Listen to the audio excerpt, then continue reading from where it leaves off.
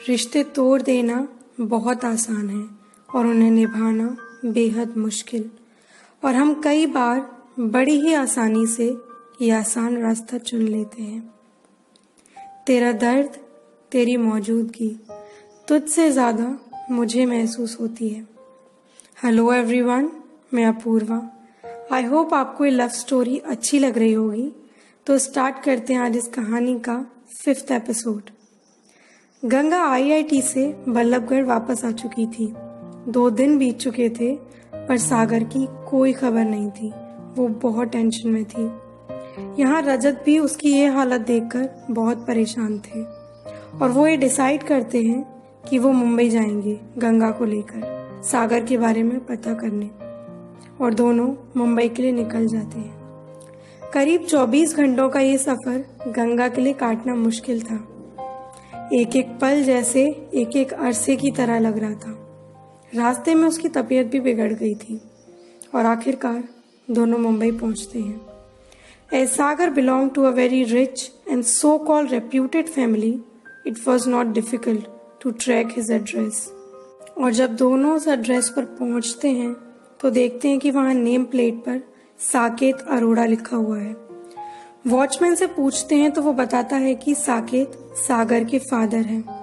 गंगा उससे कहती है कि वो सागर से मिलना चाहती है, पर वो उन्हें अंदर नहीं जाने देता और ना ही सागर के बारे में कुछ भी बताता है। उनके बीच में बहस हो जाती है और इसी बीच वहां साकेत आ जाते हैं। गंगा उन्हें बताती है कि वो सागर की क्लासमेट थी और उसकी बहुत अच्छी फ्रेंड है। पिछले 5 दिनों से वो हर मुमकिन कोशिश कर चुकी है पर सागर से कोई कांटेक्ट नहीं हो पाया है। उसकी तरफ से उसे कोई भी रिस्पॉन्स नहीं मिला है। तो वो उनसे रिक्वेस्ट करती है कि प्लीज आप सागर को बाहर बुला दें और उनसे पूछती है कि वो ठीक तो है। तो साकेत बड़ा ही एरोगेंटली बोलते हैं कि सागर जैसा भी हो तुम्हें क्या। तपती धूप में वो उन दोनों को वहीं छोड़कर अंदर जाने लगते हैं। गंगा बहुत रिक्वेस्ट करती है पर वो कुछ नहीं बताते। गंगा की तबीयत बिगड़ते देख रजत को गुस्सा आ जाता है और वो अंदर चले जाते हैं। वो साकेत को रोकने की बहुत कोशिश करते हैं, समझाने की हर मुमकिन कोशिश करते हैं, पर वो सुनने को तैयार ही नहीं है। उल्टा कहने लगते हैं कि मैंने ऐसी बहुत कहानियां सुनी हैं, मैं मान ही नहीं सकता कि मेरे बेटे ने तुमसे दोस्ती की होगी।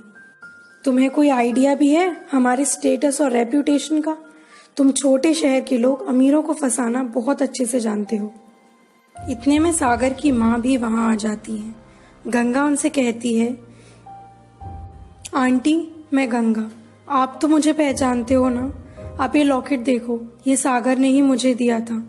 Please aunty trust me. Sagar कहाँ है? आप प्लीज मुझे बता दीजिए, वो ठीक तो है ना? मैं कब से उसका फोन ट्राई कर रही हूँ, वो फ्रीक्वेंटली स्विच्ड ऑफ आ रहा है। इतने में सागर की माँ रोने लगती है तो साकेत उससे कहता है कि तुम अंदर जाओ, ऐसे लोगों को कैसे हैंडल करना है ये मैं अच्छे से जानता हूँ। और तुम दोनों निकलो अब यहाँ से, बहुत हो गया तुम्हारा ड्रामा।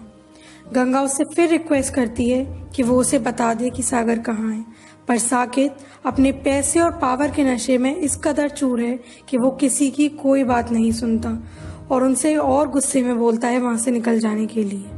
मैंने कह दिया ना, निकलो यहाँ से, मुझे अपनी बात रिपीट करने की आदत नहीं है। गंगा को कुछ समझ नहीं आता और वो हार कर वहीं बैठ जाती है। तभी उसे अबीर का ध्यान आता है और वो रजत से इस बारे में बात करती है। अब वो दोनों अबीर मल्होत्रा का पता लगाना शुरू कर देते हैं। वॉचमैन कुछ ठीक से बताता नहीं पर एक आइडिया दे देता है। जैसे तैसे वो अगले दिन तक अबीर के घर का पता ढूंढ लेते हैं। जब दोनों वहां पहुंचते हैं तो देखते हैं कि दरवाजा लॉक्ड है। उसके लौटने के इंतजार में वो वहीं बैठ जाते हैं। शाम हो जाती है पर कोई नहीं आता। वो दोनों वहां से जाने ही वाले थे कि अबीर को सामने से आता हुआ देखकर रुक जाते हैं। अबीर उन दोनों को अपने घर में ले जाता है और बताता है कि रुड़की से लौटते वक्त उसकी कार का बहुत मेजर एक्सीडेंट हो गया था। तो गंगा उसे टोकती है कि वो तो ट्रेन से निकला था। तो अबीर बताते हैं कि वो मुंबई के करीब ही एक स्टेशन पर उतर गया था क्योंकि साकेत ने उसके लिए कार भेजी थी। एक्सीडेंट बहुत मेजर था बट फॉर्चुनेटली सागर अब स्टेबल है, बट वो अभी भी अनकॉन्शियस है। गंगा उनसे रात में ही वहीं चलने की जिद करने लगती है, पर उसकी तबीयत ठीक ना होने की वजह से वो उसे आराम करने बोलते हैं और कहते हैं कि सुबह मैं खुद आप दोनों को वहां ले जाऊंगा। गंगा खाना खाकर और मेडिसिन लेकर सो जाती है।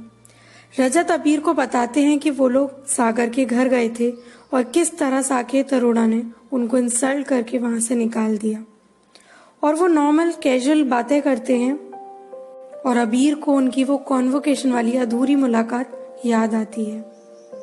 वो कहते हैं कि उस दिन हमारी बातें अधूरी ही रह गई थी। आपने कहा था कि आपने भी शादी नहीं की, तो रजत कहते हैं कि पहले आप बताइए, आपने कहा था कि घर में सिर्फ माँ है, तो मुझे लगा कि आपने भी शादी नहीं की होगी।